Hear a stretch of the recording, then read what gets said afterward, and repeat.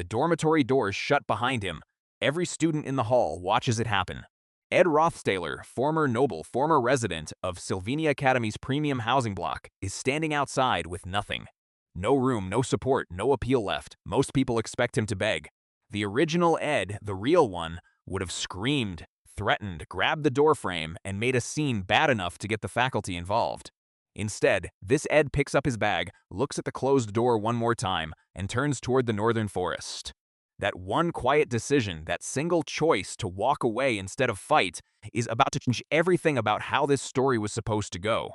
But to understand why that moment is so significant, we have to go back about 45 minutes earlier, to the moment Ed Rothstaler opened his eyes for the first time. He wakes up flat on his back in an unfamiliar bed. Stone ceiling above him, cold air, the smell of old wood and candle wax. He sits up slowly, and immediately his brain starts firing because nothing about this room matches anything he remembers. He looks at his hands, young, the knuckles are fine, no calluses. He catches his reflection in a small mirror on the wall and freezes. That face is not his. High cheekbones, dark circles, the sharp features of a minor noble who clearly hasn't been sleeping or eating well. He knows that face. He knows exactly whose face that is. Ed Rothstaler, third-rate side villain, dropout. The arrogant, lazy, irredeemably smug obstacle character from his favorite fantasy game, Sylvania's failed swordmaster.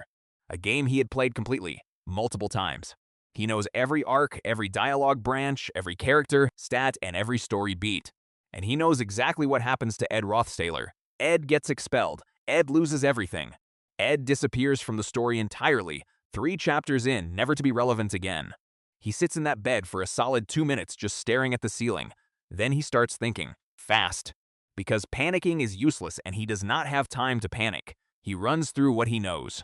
He is inside Sylvania Academy, the most prestigious magical institution on the continent, the setting for all 6 of the game's main arcs. The student body includes the canonical protagonist, the major heroines, the future villains, the faculty figures who trigger critical story events. Every single person in this building has a role, a scripted path, a set of decisions they're supposed to make in order. And Ed Rothstaler is supposed to play absolutely no role in any of it. That's actually the most terrifying part. It's not that Ed is evil, it's that he is irrelevant. In the original story, Ed exists purely to be humiliated in one early scene, to contrast how pathetic entitled nobles are, and then to vanish. He has no arc, no redemption, no power-up, he is a prop. So the new Ed, our Ed, makes a decision before he even gets out of bed. No heroics.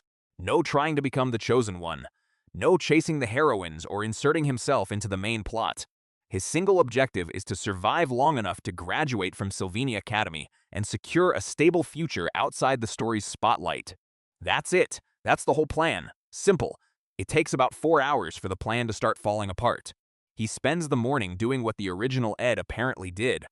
Sitting in the dorm room, not attending classes, radiating the particular energy of someone who thinks the rules don't apply to them. But while his body sits there, his brain is working. He already knows what's coming. The dorm's expulsion. The faculty review. The quiet mechanical elimination of Ed Rothstaler from the comfortable parts of academy life. In the original game, this was the first step of Ed's downfall. He gets kicked out of housing, loses his allowance access, and starts making desperate moves that end with him gone. But the new Ed isn't going to make desperate moves. He's going to make a calculated one. When the dormitory supervisor shows up with 2 administrative staff and a formal notice of room reassignment, citing Ed's consistent failure to meet the academic conduct requirements tied to premium housing, the original Ed would have lost it, slammed the table, threatened his family name, made a scene that the whole floor would gossip about for weeks. This Ed reads the notice, nods once, and starts packing his bag. The supervisor blinks. One of the staff members looks at the other one. Nobody says anything for a second because this outcome wasn't part of the script they mentally prepared for. Ed ties off his bag, picks it up, and says flatly, "I'll be out within the hour." Then he walks to the door, opens it himself, and steps into the hallway. The whole hall goes quiet. Students are watching. Some are smirking. A couple have already positioned themselves to see the meltdown. But there is no meltdown. Ed Rothstaler walks through the dormitory hallway with his single bag and an expression that gives away absolutely nothing. Someone in a doorway whispers something and gets shushed. Nobody laughs. It doesn't feel like a victory parade, and it doesn't feel like a walk of shame. It feels like something else entirely, and nobody can name it. Ed can name it. It feels like the first move in a very long chess game. He steps outside the dormitory building and stands in the courtyard for a moment, letting the cold air hit him. He looks north, past the training grounds, past the secondary academic buildings, past the outer wall of the central campus. The northern forest. Dense, unmonitored, considered mildly dangerous, a handful of low-level magical beasts roam the outer sections, nothing catastrophic but enough to keep students from wandering. Nobody maintains it, nobody patrols it. And according to his knowledge of the game's map, there's a clearing about 400 meters past the tree line, with a small natural spring and rock formations that could shelter a basic structure. He starts walking. Behind him, a second-year student leans to his friend and says, "He's walking into the forest." His friend watches for a moment, then says, "He'll be back by dinner." Ed does not look back. He is not back by dinner. He is not back the next morning. After 3 days, a rumor starts circulating that Ed Rothstaler either died quietly in the forest or ran away from the academy. Most students assume the former is more likely. The northern forest at night isn't an academy park. It has low-rank magical beasts, unstable terrain, cold ground. Without proper equipment, an untrained noble with no survival skills lasts maybe 2 nights. But Ed Rothstaler is not unskilled, he just hasn't shown it yet. Day 1 in the forest, he does 3 things. First, he walks a wide spiral pattern from the clearing, mapping the immediate terrain in his head and cross-referencing it with the game's area data. The forest in the game wasn't explorable, but background details in certain scenes gave him landmark information: rock formations, water sources, sightlines. Second, he identifies which trees are structurally sound enough to work with and which plants nearby are edible, medicinal, or useful as rope fiber. Third, he builds a windbreak. Just branches and packed earth and a sloped roof of layered bark, enough to keep the cold from being lethal overnight. He sleeps inside it that first night curled around his bag. Day 2, he improves it. He cuts support posts from straight branches, digs the base deeper into the slope for structural stability, adds a second layer to the roof, and starts a small fire pit ringed with stones from the spring's bank. He finds a patch of edible root vegetables about 60 meters west and marks the location mentally. He sets 2 simple snares using cord from the supplies he packed, because he wasn't packing randomly. He was packing specifically, pulling useful things from the dorm room, while everyone expected him to be throwing a tantrum. Day 3, the shelter is functional. Day 4, he eats his first proper camp meal. Back at the academy, the rumor shifts. He's not dead. Someone saw smoke north of the outer wall. He's actually living there. Students don't know what to make of this. One upperclassman calls it sad, another calls it insane. A third watches the thin smoke trail above the tree line at dawn and says nothing. Meanwhile, Ed is completely focused. He has a checklist running in his head at all times. Shelter, done. Water source, secured, the spring is clean and consistent. Food supply, establishing the snares and foraging give him baseline calories. Safety perimeter, next.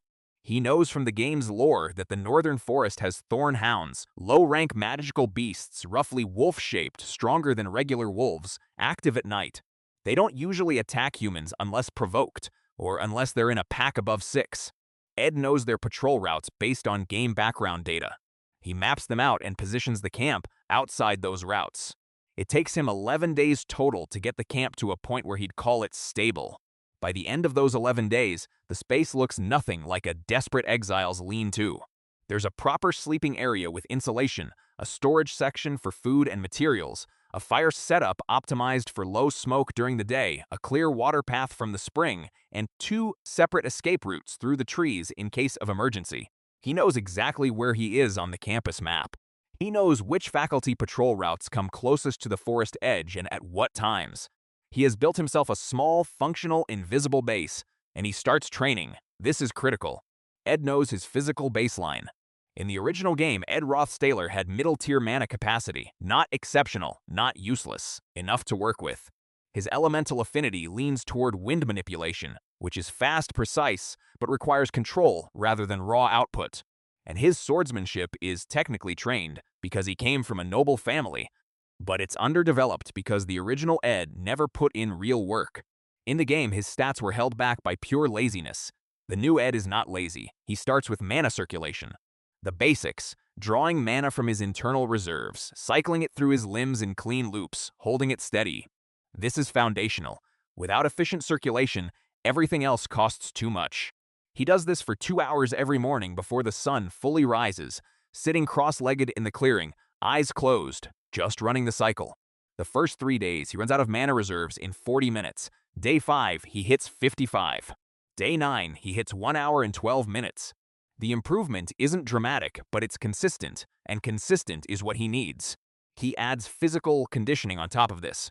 Body weight work, mostly. He doesn't have equipment, but the forest gives him plenty of options. Log carries for resistance, branch pull-ups. Running the uneven terrain between the camp and the spring to build agility on unstable ground. He times himself on a mental clock and tracks progression. After 2 weeks, the improvements are small but undeniable. He is faster than he was, his endurance is better. His grip strength, which affects his sword control, has measurably increased. He's not powerful. He's not close to the top students at the academy. But he is better than Ed Rothstaler was, and that gap is closing daily. Then the butterfly effect starts showing up, and this is where things get complicated. Ed has been so focused on his own survival preparation that he's been treating the main story as a background process, something running on its own schedule that he just has to not interfere with. But about 3 weeks into his forest stay, he notices the first discrepancy. In the game, there is a scene during the 3rd week of the semester where the canonical hero, Taylor McClure, has a specific encounter near the library at roughly the 7th hour of the academic day. A minor confrontation with a group of second years trying to pressure her into doing their coursework. She handles it herself, it establishes her character, it moves on. Ed had cross-referenced this scene in his mental timeline as a fixed point. It should have happened. He walks past the library at the 7th hour on the right day. Nothing. No Taylor. No second years. The library entrance is empty. He stops, runs through his memory, checks the date, checks the time, checks the location. He's right. The scene should be here. But it isn't. Something shifted it. He looks around, retracing the logic. Then he figures it out. On the day that second-year group would have been heading to the library, there was a minor incident near the training grounds. A scheduling overlap that caused a crowd. And that overlap happened because a different 3rd year, someone who was originally going to be somewhere else, had moved their practice session. And that movement happened because the dorm reassignment process created a room shuffle that changed that student's morning routine. Ed's expulsion, a decision he made 3 weeks ago, already echoing. He stands outside the library, with his hands in his pockets, staring at nothing. This is the first moment he genuinely understands how fragile the original timeline is. He changed nothing dramatic. He just quietly walked away from a tantrum, and 3 weeks later, a key scene dissolved because of the ripple. He goes back to camp and sits by the fire for a long time that night, thinking. The thing is, he can't undo his decision. The divergence has already happened. The scene has already been skipped. All he can do is track which events are still running on schedule and which ones have quietly drifted. He starts keeping a mental log. Every time he cross-references the game's timeline and finds a match, he marks it stable. Every time something doesn't line up, he marks it diverged. After a week of monitoring, he has 7 stable events and 3 diverged ones. None of the diverged ones are critical, not yet. But the pattern is worrying. He tells himself it's manageable. He tells himself this because the alternative is spiraling, and spiraling wastes time. Meanwhile, the academy has started talking about him seriously, not laughing, talking. The smoke from his camp is visible on clear mornings. Someone spotted him carrying wood near the forest edge. The story going around now isn't Ed Rothstaler the failure. It's Ed Rothstaler who is somehow surviving alone in the forest, which should be impossible. That shift in framing matters. People stop expecting his failure as a given and start watching for information. This is the last thing he wanted. He adjusts. He moves his fire activity to midday when the smoke disperses better. He shifts his forest entry and exit routes to less visible angles. He stops going near the outer campus wall during peak student movement hours. He becomes harder to spot.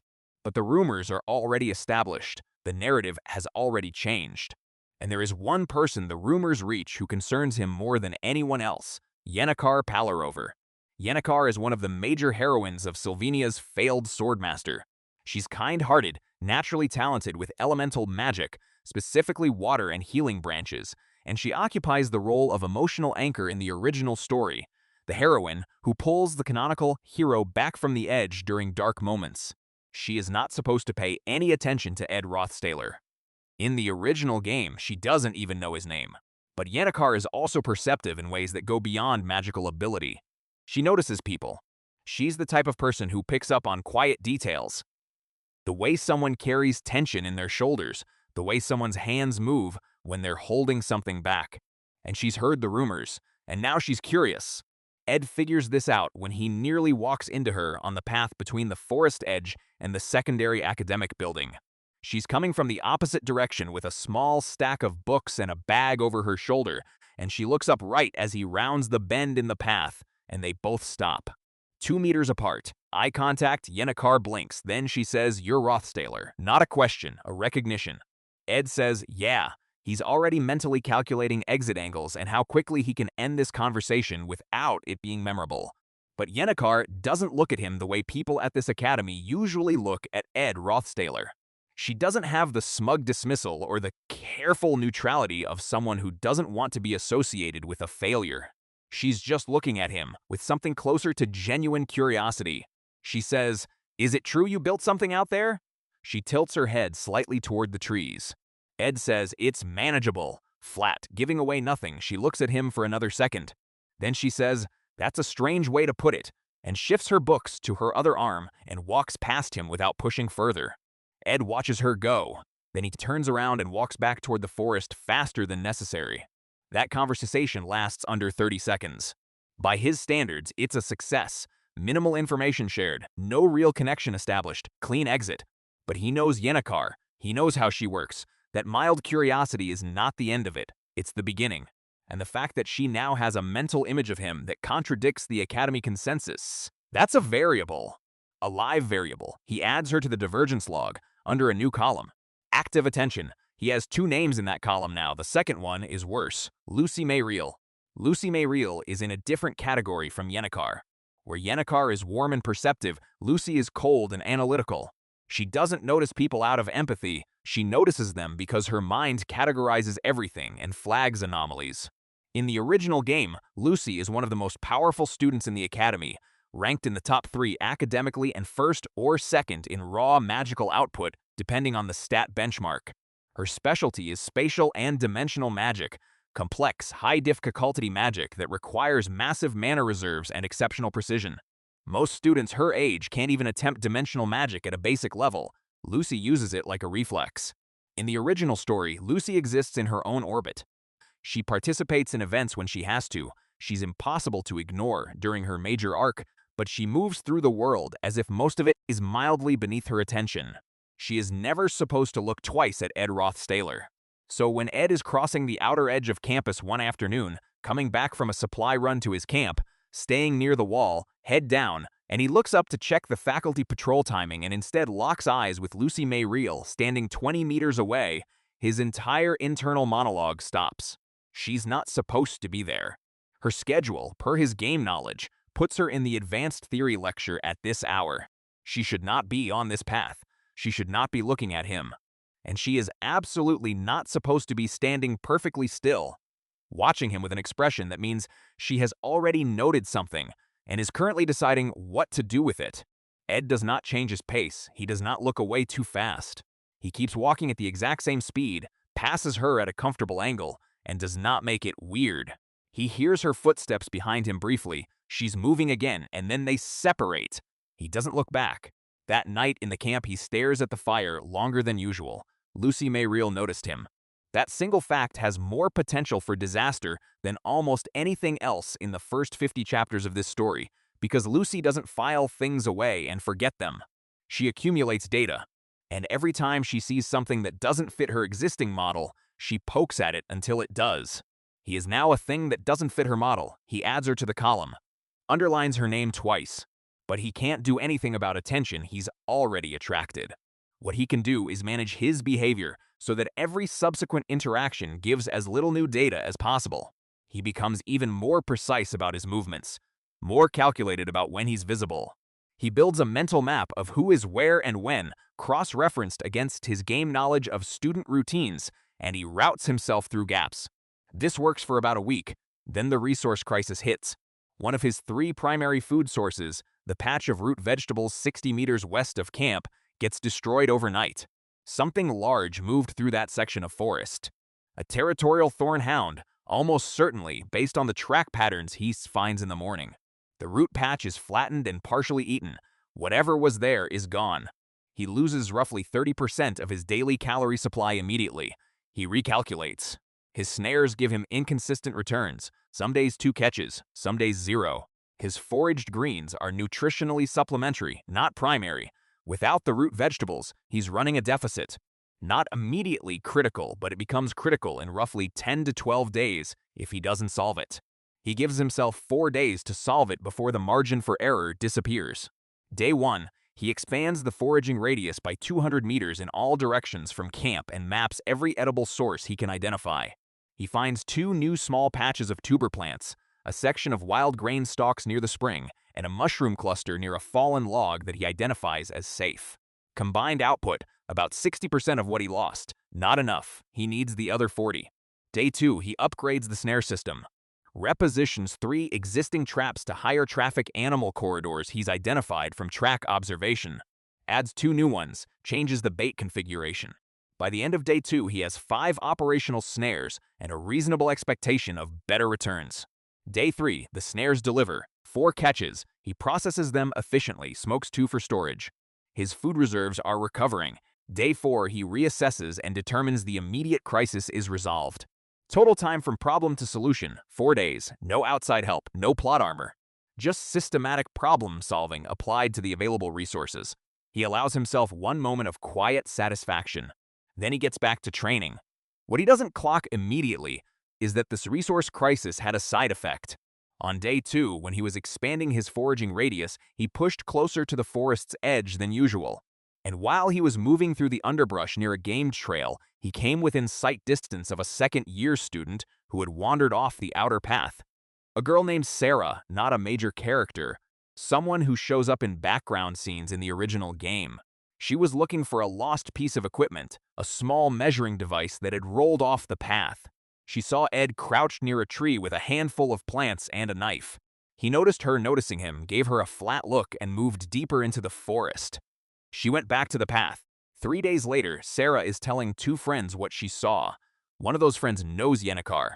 And now Yennecar has a second data point on Ed Rothstaler, not just a composed exit from a dormitory, but practical, calm, solitary forest activity. She adds it to her picture of him. Meanwhile, Ed has hit a new threshold in his training. The mana circulation he's been drilling every morning has finally clicked into something consistent. He runs a full 2-hour cycle now without fatigue. His mana recovery time between sessions has dropped from 40 minutes to 22. Not impressive by the standards of the top students, not even close. But it's real improvement, and he built it himself, from scratch, with no instruction. His sword technique is sharper, still not high tier, but the fundamentals are solid, and he started incorporating wind mana reinforcement into his footwork, which gives him speed bursts on the 3rd and 4th steps of a movement sequence. He tests it against trees, marking impact points. The precision is improving. He is not a powerhouse.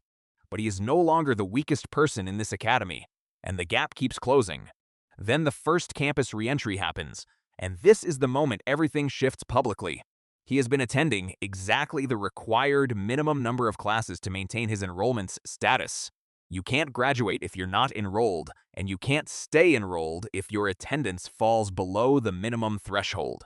So every few days, Ed walks out of the forest, crosses campus, attends a lecture or a practical session, turns in the bare minimum of required work, and leaves again.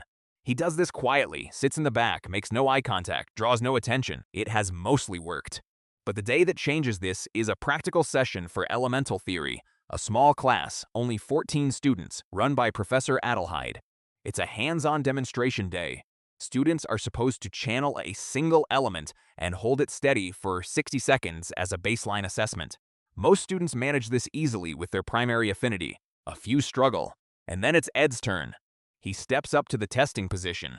11 pairs of eyes watch him with that particular academy student energy, not hostile exactly, but braced for failure. Ed Rothstaler doing a practical in front of people. The running assumption is he'll channel something weak, or lose control, or freeze. He brings up wind mana. Clean. Controlled. The small vortex forms around his hand at exactly the level required for the baseline. Not flashy, not overdone, just precise. He holds it for 60 seconds. The form is stable throughout. When the time ends, he drops the channel cleanly and steps back. No waste, no wobble. Professor Adelheid marks something on her notepad. She doesn't say anything out of the ordinary, but she marks it.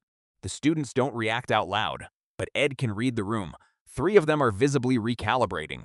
2 whispered between themselves immediately after. The word that passes between them isn't impressive. Not yet. It's something more unnerving. Since when? That's the question on the floor. Not when did he practice, but when did he become someone who does that without showing off? Because the original Ed absolutely would have shown off. The original Ed would have been insufferable about a clean 60-second hold. This Ed just steps back and waits. That behavioral anomaly, not just competent, but composed, is what sticks.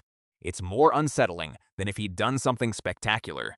He leaves class without talking to anyone, walks back to the forest, adds another completed class to his mental tally, and crosses off another day on his survival calendar. But the campus has logged him. He can feel it the way you can feel a room's atmosphere change. He went from forgotten failure living in the forest to something we should keep an eye on. It's subtle, but it's there.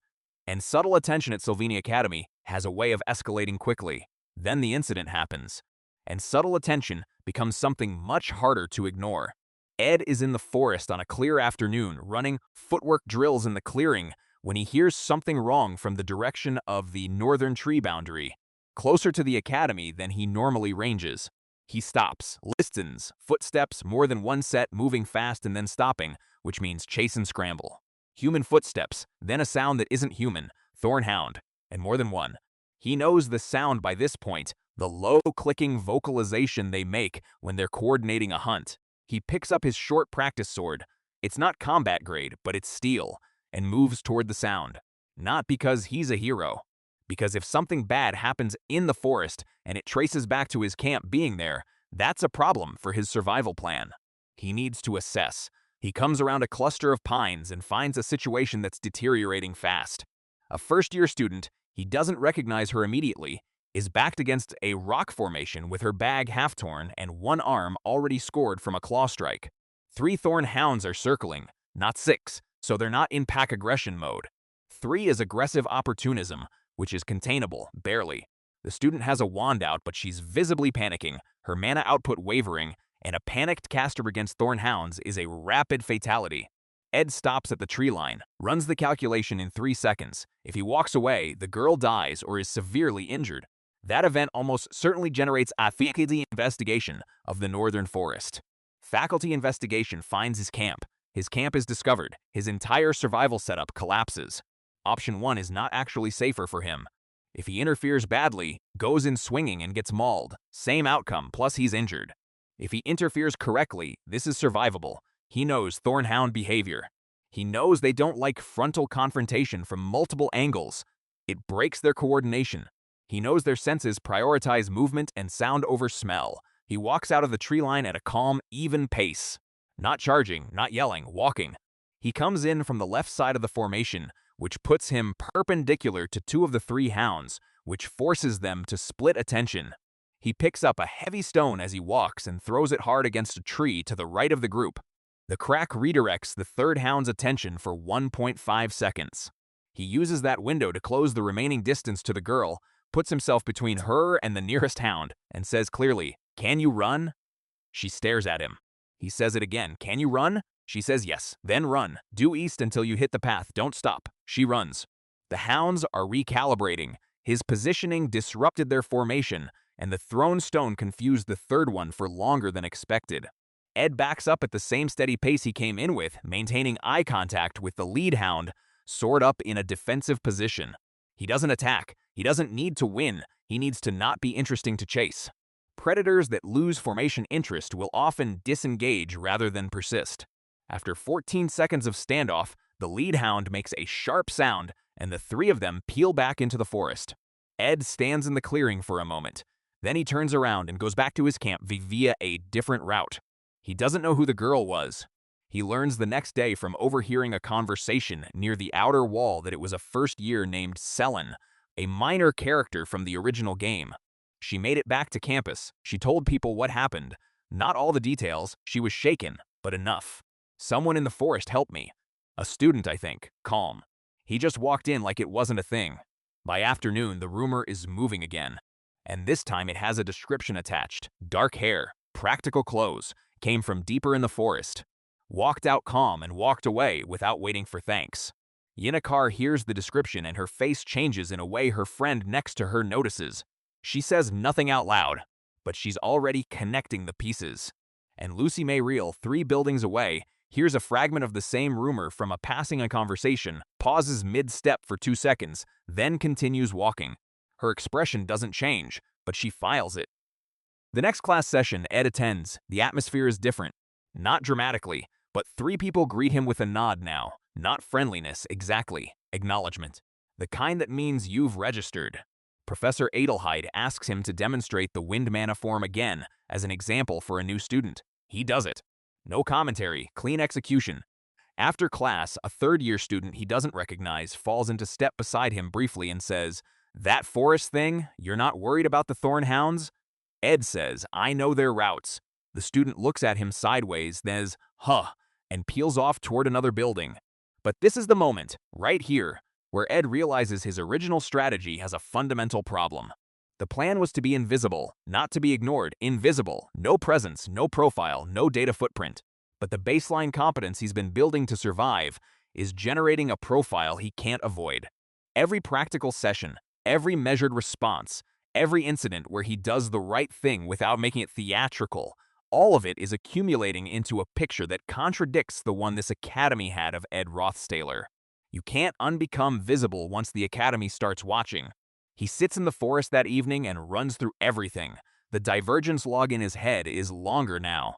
Taylor's library scene is shifted. Yennecar has registered him twice, with emotional interest. Lucy has flagged him as an anomaly. Selen's rescue has generated a credibility shift across at least 24 students.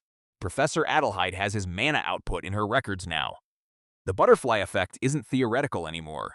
It's happening on multiple parallel tracks simultaneously. He's supposed to be a background extra. He's becoming a variable. The question is, what does he do about it? Option 1. Accelerate, lean into it. Become visible on purpose, build allies, use his game knowledge more aggressively. The problem with this is it brings attention he can't manage and accelerates the timeline divergence to a point where his predictions become useless. Option 2. Retreat harder. Reduce campus appearances to the absolute technical minimum.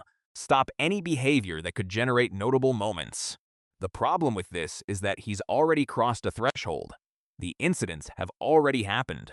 Reducing visibility now doesn't erase the existing data. Option 3. Manage it. Stay exactly as he is. Stay focused on the competence building and the survival foundation, but be more deliberate about which specific events he engages with. Don't let the timeline break where it matters most. Don't try to stop every small divergence and accept that some presence in the Academy's awareness is unavoidable. He chooses option 3, he has to. It's the only one that doesn't require doing something dramatically different from what's been working. But option 3 comes with a price, and that price arrives about a week later in the form of a specific event that Ed has been watching the approach of with increasing dread. The scholarship assessment. In the original game, the scholarship assessment is a mid-semester ESTER evaluation that determines whether students on conditional enrollment retain their academic funding. Ed Rothstaler in the original story bombs this assessment, doesn't show up for one portion, fails a second, and the result accelerates his departure from the academy. It's one of the mechanics of his original downfall. The new Ed is not going to bomb it. But the scholarship assessment is also a convergence point. It brings together a specific group of students. It triggers a specific interaction between Taylor and a senior faculty member, and it sets up an event in the following week that is critical to the main story. If Ed performs too well in the assessment, it changes the faculty's attention distribution. If he performs too poorly, he actually loses his enrollment, which ends the survival plan directly. He needs to thread a very specific needle, good enough to stay enrolled, not so good that it becomes a story. He prepares for 2 weeks. Academics at Sylvania Academy split between theoretical knowledge, studied from texts, and practical application demonstrated in controlled sessions. His theoretical knowledge is honestly excellent because he played the game extensively, and the game was, unusually for this genre, genuinely detailed about the academic content. He actually knows this material. The practical application is where he's been building. His mana control is sufficient for the assessment requirements. His swordsmanship basics are solid. The day of the assessment comes. Ed shows up in proper uniform. This is the first time most students have seen him in full academy dress in weeks, which creates its own small ripple and takes his place in the lineup. The theoretical portion is written. He answers accurately, calibrates a few answers deliberately slightly low, not wrong, just not exceptional, and finishes in the middle of the pack by score. Unremarkable. Good. The practical portion is a 3-stage demonstration. Stage 1, channeling and control. He does what he did in Adelheide's class, clean, controlled, nothing flashy. He passes easily. Stage 2, basic combat form. He runs the standard form at solid but unspectacular execution, passes. Stage 3, situational judgment. A brief scenario where students are asked to describe or demonstrate how they'd handle a specific magical or physical crisis. The examiners give him a scenario involving a mana pressure surge in an enclosed space. He describes the response in clear sequential steps. Identify source and direction of surge. Create pressure outlet via controlled aperture. Evacuate non-casters first. Neutralize source if accessible. Contain if not. Timeline prioritization in descending order of lethality. One of the examiners looks up from his notes. He writes something. Then he says, "Next." Ed steps back. He doesn't know what the examiner wrote. But the man's expression before he looked back down, something between surprised and recalculating, that he clocked. He passes the scholarship assessment, enrolled status maintained, funding secured for the next semester period. He walks out of the assessment hall into the courtyard and allows himself exactly one slow exhale. Then he walks back toward the forest. Behind him, the examiner who asked the situational question is talking quietly to a colleague. The colleague looks toward the exit where Ed just walked out. The examiner says, "Check his original enrollment record. Something doesn't add up." The colleague shrugs but makes a note. Ed doesn't know this conversation is happening. But the Academy's administrative attention is now an active variable. Then Lortel Kelland enters the equation, and the dynamic shifts again in a completely different direction. Lortel is one of the major characters in Sylvania's failed swordmaster. In the original game, she occupies a complicated role, not quite villain, not quite ally. She's strategically brilliant, economically minded, and approaches every situation as a calculation. Where Lucy is analytically cold and Yennecar is emotionally warm, Lortel is politically sharp. She thinks in terms of assets, leverage, and mutual benefit. She is not cruel. She doesn't spend resources being cruel, but she is absolutely capable of it if the calculation supports it. In the original game, Lortel doesn't pay any attention to Ed Rothstaler. There's no reason for her to.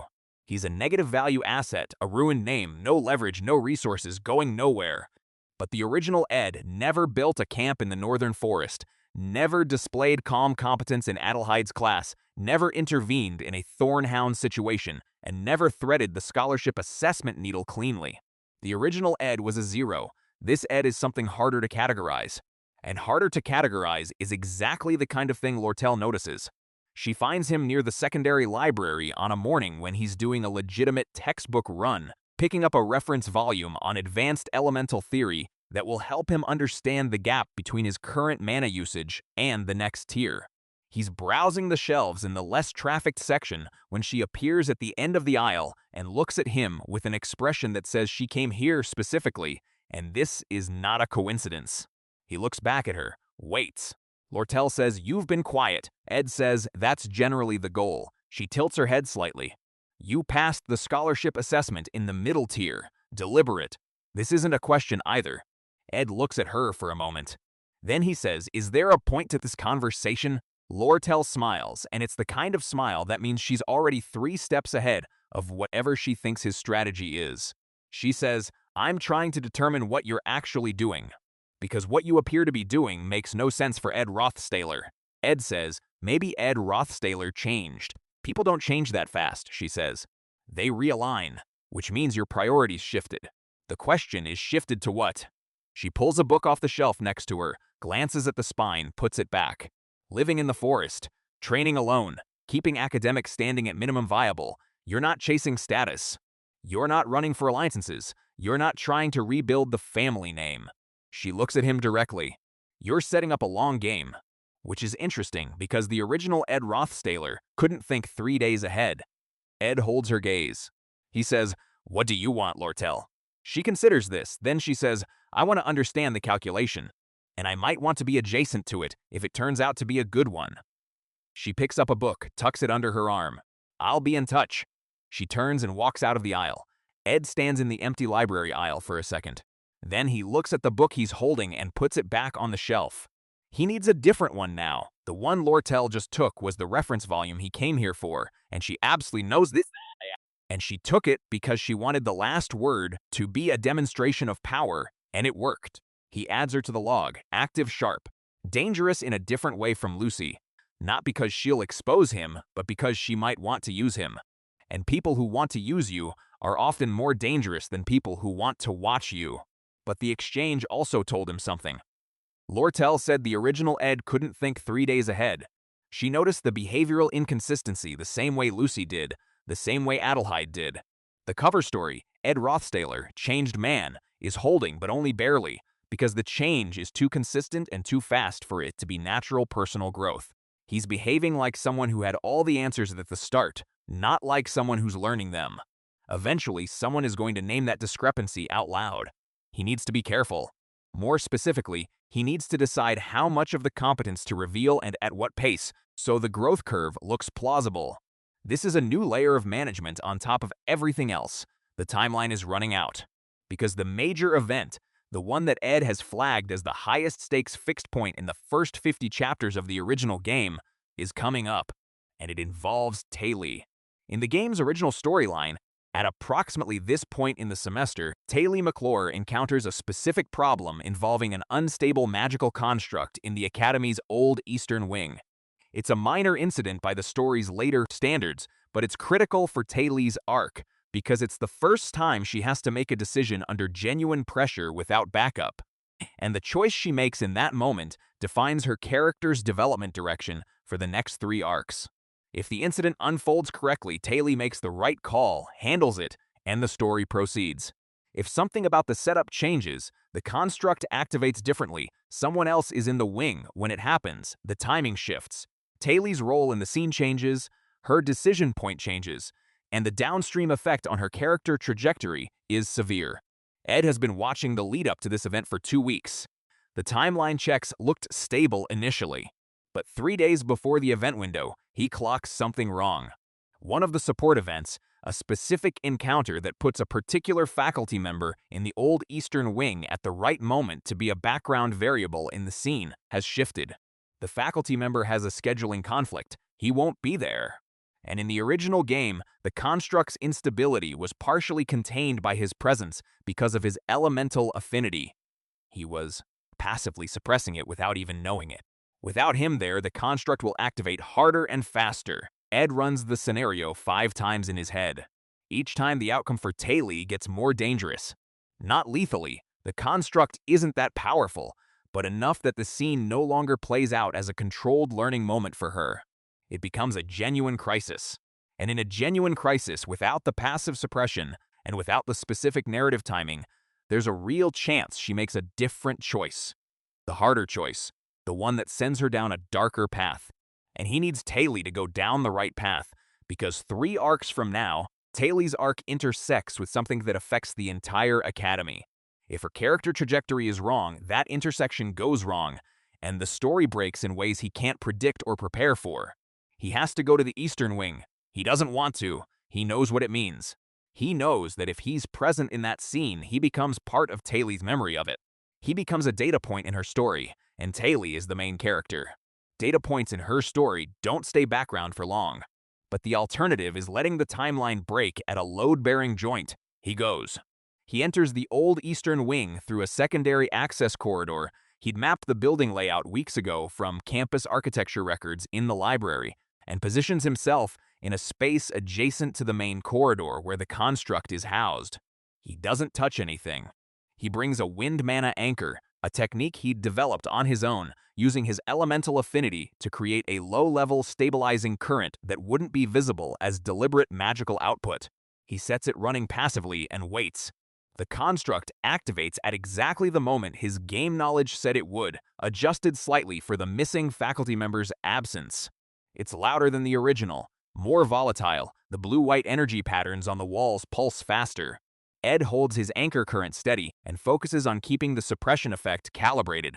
Enough to slow the activation curve, not enough to stop it entirely, because Taylor needs the event to happen. He hears footsteps. She arrives. Taylor McClure, canonical protagonist, sees the construct in its unstable state and goes still for exactly 2 seconds, the same 2 seconds described in the game's scene text. She looks at the control panel. She looks at the energy spread. She calculates. Then she moves to the panel and begins the sequence that contains the construct. Her mana output is clean, decisive. She doesn't hesitate. The construct stabilizes. The event completes. The scene happens. Taylor steps back from the panel. She looks around the corridor. Ed is in the adjacent space, around the corner, invisible to her direct sightline. She can't see him, but she says, quietly, more to herself than to anyone. The pressure curve was slower than it should have been. Something was damping it. She looks at the corridor wall, from the east side. Ed stops breathing for a second. She doesn't come around the corner. After another moment, she turns and walks back the way she came, and her footsteps fade. Ed waits 60 seconds, then exits the wing. He walks back to the forest. He sits by the fire for a long time.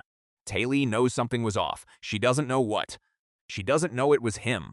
But she is smart. She is, in the game, genuinely one of the most perceptive characters, and she has a thread now. An anomalous thread. She will pull it at some point. Maybe not soon. Maybe not, obviously. But she will.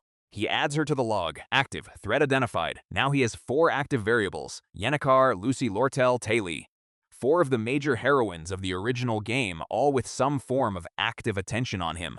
He was supposed to be invisible. He is, by any reasonable measure, the opposite of invisible. He has built the most effective camp in the Northern Forest, passed his scholarship assessment, demonstrated competence across 3 independent contexts, intervened in a canon event successfully, and been flagged as anomalous by 4 characters who collectively represent approximately 60% of the major plot through lines of Sylvania's failed swordmaster. He is a background extra who has somehow become a central variable, and the story has not caught up to the fact that it needs to account for him yet. When it does, and it will, everything he's been preparing for will get tested. But here's the thing. Here's what the new Ed understands now, sitting by his fire in the Northern Forest, that he didn't fully understand when he first woke up in this body. He came in thinking survival meant staying out of the story. Minimal footprint, maximum invisibility. Ride the original timeline to graduation and vanish into a comfortable life somewhere off-page. That was wrong. Because staying out of the story isn't actually an option when you're already inside it. The story adapts to the variables it contains. It builds around the presences within it. And a presence as active as Ed, as operationally competent, as informationally aware, doesn't stay background just because it wants to. It becomes load-bearing whether it intends to or not. He has already become load-bearing. He kept Taylor's arc on track. He generated credibility data that is actively influencing how 4 major characters make decisions going forward. He has changed the campus perception of Ed Rothstaler from decordable failure to unclassifiable anomaly. He cannot undo any of this. And going forward, pretending he can is going to get him killed or expelled. Same outcome, different cause. What he actually needs to do, what he has actually been doing, he realizes, without consciously framing it this way, is manage his participation. Not eliminate it, manage it. Be deliberate about which events he touches and how. Use his game knowledge not just as a survival map, but as a strategic asset for the broader field. He is not the main character. But he is not a background extra anymore either. He is something the story doesn't have a category for yet. And he needs to stay that thing, uncategorized, unscripted, operating in the gap between what the story expects and what actually happens, because that gap is where he survives. He adds a new section to his mental log, not divergence tracking, not active attention, a new column. Managed involvement, events where he participates deliberately, with specific objectives, with controlled outputs. Events where his presence is an asset rather than a liability. He writes 5 entries in it immediately, based on what he knows is coming in the next arc. Situations where the story needs something to happen, and the original mechanism for making it happen has already shifted. Places where he can be the mechanism instead, quietly, efficiently, without becoming visible as the cause. It's not the plan he came in with, but it's the plan that fits what this situation actually is. He is Ed Rothstahler, former disposable villain, current uncategorized variable at Sylvania Academy. He has a stable camp, improving abilities, working knowledge of the next 100 chapters of this story, and 4 of the most important characters in it paying attention to him for reasons they can't fully explain. The story was supposed to erase him in Chapter 3. It's Chapter 50. He's still here. And now, somewhere in the main building of Sylvania Academy, a door opens in a room Ed has never entered. A figure sits at a desk covered in academic records. Someone who has been watching the Academy's data quietly. Someone who has noticed that a student on the verge of expulsion has become something the faculty assessment records can't fully account for. This figure picks up a specific file, Ed Rothstahler's enrollment record, and reads through it for the first time with full attention. Then they set it down, steeple their fingers, and stare at the wall. Because in the original game, this record was flat. Nothing worth reading, and now it isn't, and they want to know why. Ed doesn't know this is happening yet. But something just shifted in the parts of Sylvania Academy he hasn't been watching. And when it reaches him,